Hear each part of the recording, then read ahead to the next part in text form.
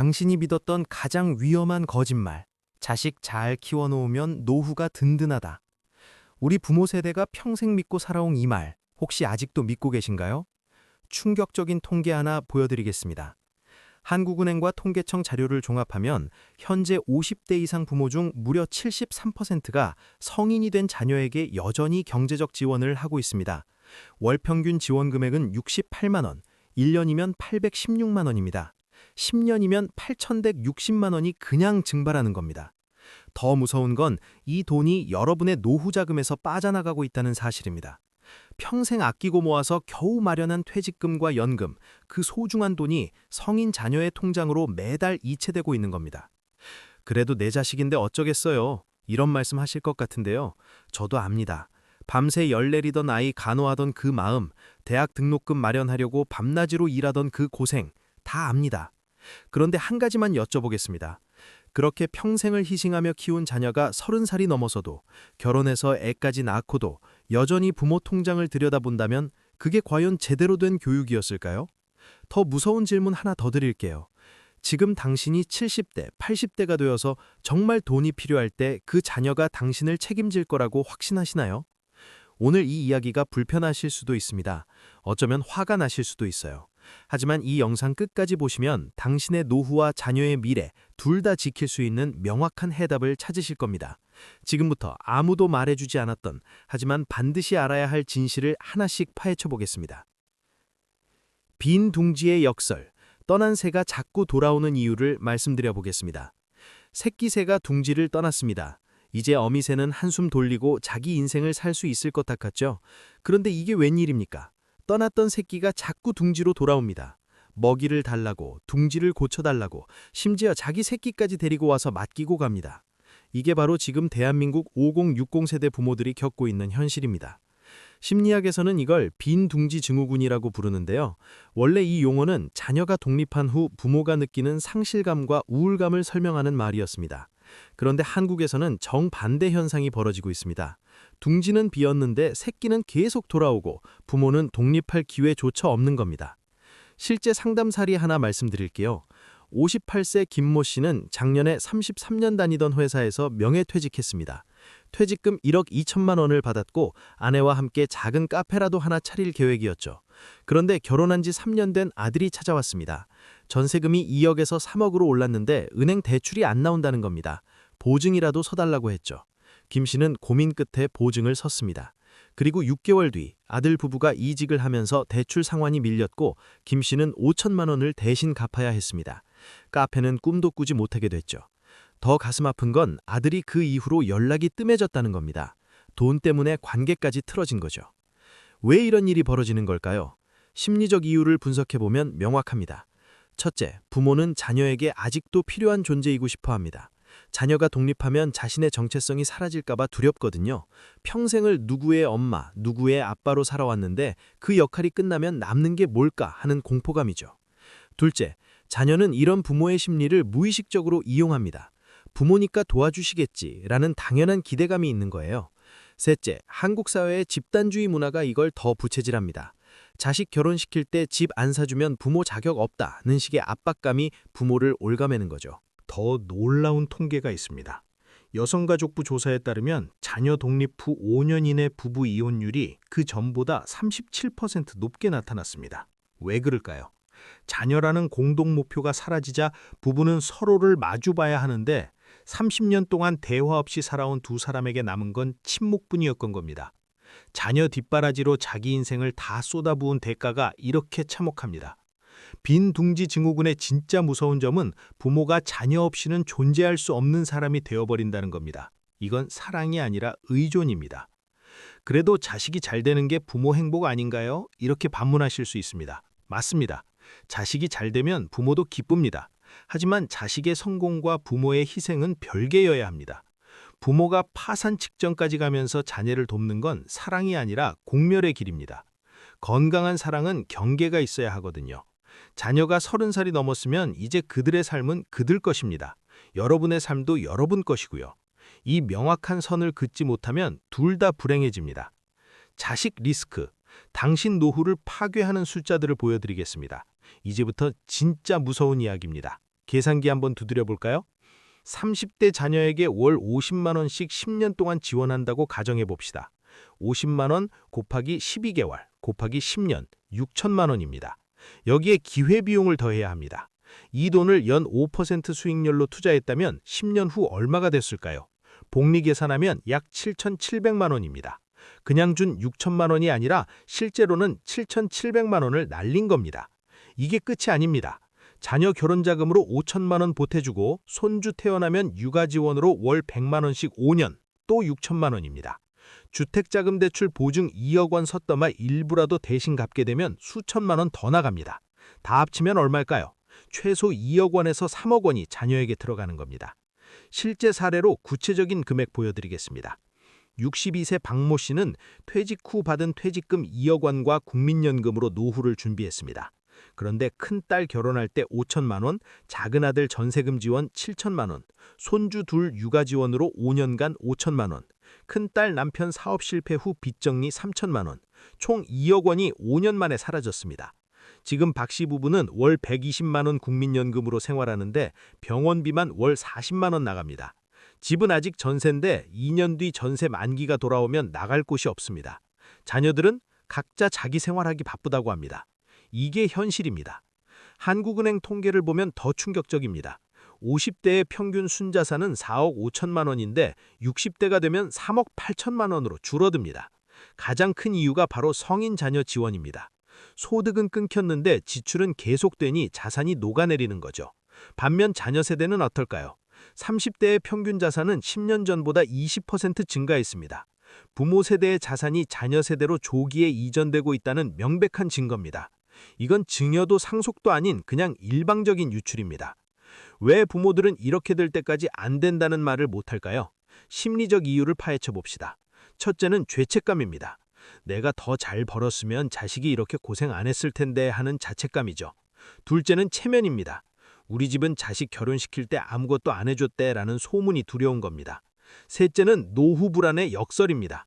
지금 도와주지 않으면 나중에 자식이 나를 외면할 거라는 두려움이죠. 그래서 더 매달리고 더 퍼주게 되는 악순환이 반복됩니다. 하지만 냉정하게 봅시다. 지금 30대 자녀들은 여러분이 30대였을 때보다 교육 수준도 높고 정보도 많습니다. 스마트폰으로 모든 정보를 찾고 재테크도 하는 세대입니다. 부모 도움 없이도 충분히 살 수 있는 능력이 있습니다. 오히려 과도한 지원이 그들의 자립심을 파괴하고 있는 건 아닌지 생각해봐야 합니다. 여러분이 지금 퍼주는 돈은 자녀의 성장 기회를 빼앗고 여러분의 노후를 파탄내는 독약입니다. 이 진실을 직시해야 합니다. 사람들이 진짜 모르는 것, 법이 정한 선에 대해 말씀드리겠습니다. 여기서부터 진짜 재밌어집니다. 많은 분들이 모르시는 사실 하나 알려드릴게요. 민법에서 정한 부양 의무의 범위를 아십니까? 부모가 미성년 자녀를 부양할 의무는 절대적입니다.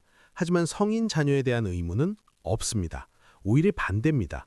민법 제974조를 보면 직계, 혈족 및 그 배우자 간에는 부양 의무가 있다고 되어 있는데요.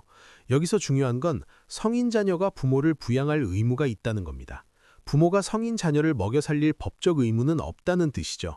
충격적이죠? 우리가 당연하게 여긴 효도와 부양의 방향이 사실은 법적으로 정반대였던 겁니다. 더 나아가서 성인 자녀의 결혼자금, 주택구입자금 이런 건 부모의 의무와 전혀 상관없습니다. 이건 순전히 부모의 선택이고 여유가 있을 때 하는 호의입니다. 그런데 한국 사회는 이걸 마치 의무처럼 만들어 놨습니다. 결혼할 때 집 한 채는 해줘야지, 손주 반지는 건 당연하지, 이런 사회적 압박이 부모를 짓누르고 있는 거예요. 법은 이렇게 말합니다. 당신은 그럴 의무가 없습니다. 이 한 문장만 기억하셔도 마음이 한결 가벼워질 겁니다. 해외는 어떨까요? 미국과 유럽의 경우 대학 등록금부터 자기 책임입니다. 학자금 대출 받아서 대학 다니고 졸업 후 10년, 20년 걸려서 갚습니다. 부모가 여유가 있으면 도와주지만 그건 순전히 선택입니다. 결혼? 자기 돈으로 합니다. 집? 당연히 자기가 삽니다. 육아? 보육시설 이용하거나 배우자와 분담합니다. 부모에게 손 벌리는 건 정말 극한 상황일 때뿐이죠. 이게 정상입니다. 성인은 독립된 경제 주체이고 자기 인생은 자기가 책임지는 게 맞습니다. 심리학적으로도 증명된 사실이 있습니다. 부모의 과도한 경제적 지원은 자녀의 자립심을 파괴합니다. 뉴욕대 심리학과 연구에 따르면 20대 후반까지 부모에게 경제적으로 의존한 자녀들은 30대, 40대가 되어서도 의사결정 능력이 떨어지고 책임감이 부족한 경향을 보인다고 합니다. 쉽게 말해서 부모가 다 해주니까 스스로 해결하는 능력이 안 길러지는 거죠. 여러분이 자녀를 돕는다고 하는 행동이 사실은 자녀의 성장을 방해하고 있을 수 있습니다. 그래도 내 자식인데 힘들어하는 걸 어떻게 그냥 봐요? 이런 말씀 하실 것 같아서 미리 답해드립니다. 돕는 것과 대신 해주는 건 다릅니다. 진짜 도움은 물고기를 주는 게 아니라 물고기 잡는 법을 가르치는 겁니다. 자녀가 전세금이 부족하다고요? 돈을 주는 게 아니라 저축 계획을 같이 세워주고 불필요한 지출을 줄이는 방법을 알려주는 게 진짜 도움입니다. 육아가 힘들다고요? 매일 가서 봐주는 게 아니라 좋은 어린이집 정보를 알려주고 주말에 가끔 손주를 봐주는 게 적절한 선입니다. 경계를 분명히 해야 합니다. 성인 자녀의 문제는 성인 자녀가 해결해야 합니다. 이게 그들을 진짜 어른으로 만드는 유일한 방법입니다. 우아한 독립 매뉴얼, 구체적 실천법을 알려드리겠습니다. 자, 이론은 충분히 들었습니다. 이제 실전입니다. 오늘부터 당장 실천할 수 있는 구체적인 방법들을 알려드리겠습니다. 첫 번째, 지원 일몰제를 도입하세요. 무슨 말이냐면 자녀에게 지원할 때 명확한 시한과 금액을 정하는 겁니다. 결혼자금으로 3천만 원을 지원하겠다. 이게 마지막이다. 육아 지원은 손주가 5살 될 때까지만 주 2회 봐주겠다. 그 이후는 네가 알아서 해라. 이렇게 처음부터 선을 긋는 겁니다. 여기서 중요한 건 일단 선을 그었으면 절대 물러서지 않는 겁니다. 자녀가 울고불고 매달려도 친척들이 뭐라 해도 한번 정한 원칙은 지켜야 합니다. 그게 진짜 사랑입니다. 두 번째, 가족 회의를 소집하세요. 성인 자녀들을 다 모아놓고 솔직하게 이야기하는 겁니다. 엄마 아빠도 이제 노후 준비를 해야 한다. 너희도 이제 어른이니 각자 독립해서 살아라. 우리는 더 이상 경제적 지원을 할 수 없다. 이렇게 명확하게 선언하세요. 그리고 함께 재정 독립 로드맵을 작성하는 겁니다. 자녀가 언제까지 얼마를 모아서 어떻게 독립할 건지 구체적인 계획을 세우게 하세요. 계획 없이 그냥 알아서 해라고 하면 안 됩니다. 함께 계획을 세우되 실행은 자녀가 하도록 하는 게 핵심입니다. 세 번째, 부모 명의 자산을 정리하세요. 여기가 진짜 중요합니다. 자녀 명의로 된 카드가 있나요? 당장 해지하세요. 공동 명의 통장 있나요? 분리하세요. 자녀가 부모 계좌에서 자유롭게 돈을 쓸 수 있는 구조를 원천 차단해야 합니다. 그리고 비상금 계좌를 따로 만드세요. 이 계좌는 절대 자녀에게 알려주지 마세요. 여러분만의 안전판입니다. 나중에 정말 급할 때 쓸 돈은 따로 숨겨놔야 합니다. 냉정하게 들릴 수 있지만 이게 현실입니다. 실제 금액으로 계산해 볼까요? 현재 여러분이 60세이고 평균 수명 85세까지 산다고 가정합시다. 25년입니다. 부부 2명이 한 달에 250만 원씩 쓴다면 1년에 3천만 원, 25년이면 7억 5천만 원이 필요합니다. 여기에 의료비, 간병비, 예상치 못한 지출까지 더하면 최소 9억 원은 있어야 합니다. 지금 여러분이 가진 자산이 얼마입니까? 퇴직금 2억, 국민연금 현재 가치로 환산하는 약 2억, 부동산 3억이라고 칩시다. 총 7억입니다. 2억이 부족합니다. 이 상황에서 자녀에게 5천만 원, 100만 원씩 퍼주고 있다면 여러분의 노후는 파탄입니다. 계산기는 거짓말을 안 합니다. 사소하지만 중요한 행동들도 있습니다. 자녀 생일이나 명절 때 주던 용돈 이제 그만 주세요. 대신 함께 식사하거나 선물 하나 사주는 걸로 대체하세요. 손주 장난감 사주는 것도 한 달에 한 번으로 제한하세요. 이런 작은 것들이 쌓이면 큰 돈입니다. 그리고 이 돈을 아껴서 여러분 두 분을 위해 쓰세요. 맛있는 거 드시고 여행도 다니시고 취미생활도 하세요. 여러분도 행복할 자격이 있습니다. 평생 자녀 위에 살았으면 이제 남은 인생은 여러분을 위해 사는 게 맞습니다. 독립은 배신이 아니라 성숙한 사랑이라는 이야기를 해드리겠습니다. 관점을 바꿔봅시다. 여러분이 자녀에게서 경제적으로 독립하는 것, 이게 이기적인 행동일까요? 아닙니다. 오히려 가장 성숙한 사랑의 표현입니다. 왜냐고요? 여러분이 경제적으로 자립해 있어야 나중에 자녀에게 짐이 되지 않기 때문입니다. 지금 자녀에게 5천만 원 줘서 당장은 고마워할지 몰라도 10년 뒤에 여러분이 돈 없어 자녀에게 손 벌리면 어떻게 될까요? 관계는 파탄나고 서로 원망만 남습니다. 진짜 사랑은 장기적 관점에서 봐야 합니다. 실제 통계가 이를 증명합니다. 서울대 사회학과 연구팀이 2,000가구를 조사한 결과 부모가 경제적으로 독립될 때 가족관계 만족도가 평균 42% 높게 나타났습니다. 반대로 부모가 자녀에게 경제적으로 의존할수록 갈등 빈도는 3배 이상 증가했습니다. 돈 문제가 개입하면 아무리 가까운 관계도 틀어집니다. 부모가 자립해 있으면 자녀는 마음 편하게 부모를 대할 수 있습니다. 부모님이 우리한테 손 안 벌리시니까 우리도 편하게 찾아뵐 수 있다는 겁니다.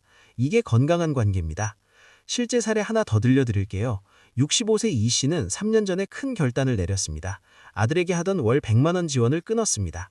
아들은 처음엔 서운했지만 이 씨는 흔들리지 않았습니다. 대신 자신과 아내를 위해 그 돈으로 매달 문화센터도 다니고 국내 여행도 다녔습니다. SNS에 행복한 사진들을 올렸죠. 처음엔 연락이 뜸했던 아들이 6개월 뒤부터 오히려 더 자주 찾아왔습니다. 부모님이 행복하게 사시는 모습 보니까 오히려 마음이 편해졌다고 하더랍니다. 지금은 관계가 예전보다 훨씬 좋아졌다고 합니다. 거리두기가 오히려 관계를 회복시킨 겁니다. 장기 시뮬레이션도 해봅시다. 지금부터 10년 뒤를 비교해 볼까요? 시나리오 A는 자녀 지원을 계속하는 경우입니다. 10년간 총 1억 원을 자녀에게 줬습니다. 여러분의 자산은 5억에서 3억으로 줄었습니다. 의료비가 필요한 시기가 왔는데 돈이 부족합니다. 자녀에게 도움을 청했지만 자녀도 자기 생활하기 바쁘다고 합니다. 결국 집을 팔아야 하는 상황이까지 왔습니다. 시나리오 B는 자녀 지원을 끊은 경우입니다. 10년간 절약하고 투자해서 자산을 5억에서 6억으로 불렸습니다. 여유 있게 노후를 즐기고 있고 자녀들도 스스로 잘 살고 있습니다. 명절 때 만나면 서로 부담 없이 즐겁게 시간을 보냅니다. 어느 쪽이 더 행복할까요? 답은 명확합니다. 마지막으로 꼭 드리고 싶은 말씀이 있습니다. 여러분, 힘드셨죠? 평생을 자녀 위해 희생하며 살았습니다. 밤낮으로 일해서 번 돈 거의 다 자녀 교육비에 쏟았습니다. 대학 보내고 결혼시키고 손주까지 돌봤습니다. 정말 고생 많으셨습니다. 그런데 이제는 좀 쉬셔야 합니다. 이제는 당신도 행복할 자격이 있습니다. 자녀를 사랑하되 자기 자신도 사랑하세요. 우아하게 독립하는 것, 이건 배신이 아닙니다. 오히려 자녀를 진짜 어른으로 키우는 마지막 교육입니다. 그리고 여러분 자신을 지키는 현명한 선택입니다. 오늘부터 작은 것 하나씩 실천해보세요. 자녀 명의 카드 해지하기, 가족 회의 소집하기, 비상금 계좌 만들기. 이 중 하나라도 오늘 당장 하십시오. 10년 뒤 당신의 노후는 오늘 당신의 결단에 달려 있습니다. 당신의 노후는 누가 책임질 건가요? 자녀가 아닙니다. 바로 당신 자신입니다.